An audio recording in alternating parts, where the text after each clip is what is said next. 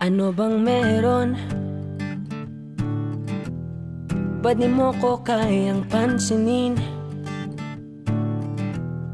Pangit ba ko sa iyong paningin? Ano bang meron? Natatakot ka ba na baka ay masaktan kita? Pero sinta, huwag kang mag-alala, di naman ako tulad ng iba. Wala man akong magagarang kotse, wala rin akong perang marami, pero ang kaya kong ibigay ay ang puso ko. Kaya sana naman ako'y pagbigyan mo na sana ako. Di naman ako tulad ng inakala mo. Di naman ako gwapo, wala ring auto, at ang kayang ibigay lang ay ang puso ko. Kaya wag mo na sana akong itaboy, kasi di naman ako fuckboy. Di naman ako fuckboy.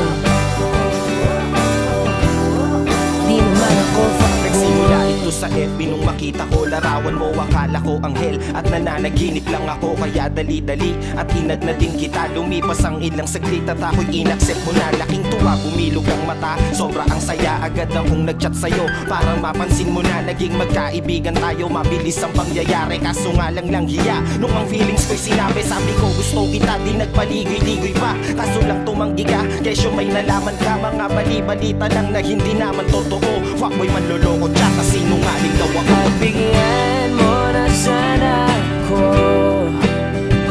Di naman ako tulad ng inakala mo. Di naman ako gwapo, laing auto, tanggang ibigay lang ay ang puso ko. Kaya wag mo na sana akong itaboy, kasi di naman ako fuckboy.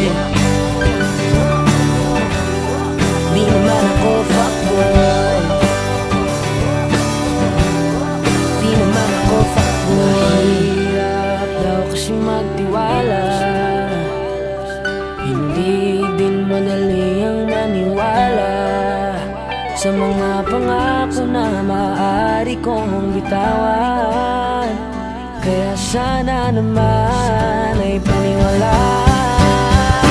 Pagbigyan mo na sana ako. Di naman ako tulad ng inakala mo. Di naman ako gwapo, wala ring auto, tangkang ibigay lang ay ang puso ko. Kaya wag mo na sana akong itaboy, kasi di naman ako fuckboy. Di naman ako fuckboy. Di naman ako fuckboy. Di naman ako fuckboy.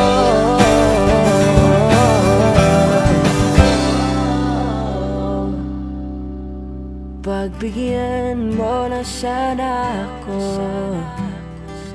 Di naman ako tulad ng inakala mo. Di naman ako gwapo, wala ring auto, at ang kayang ibigay lang ay ang puso ko. Kaya wag mo na sana akong itaboy, kasi di naman ako fuckboy.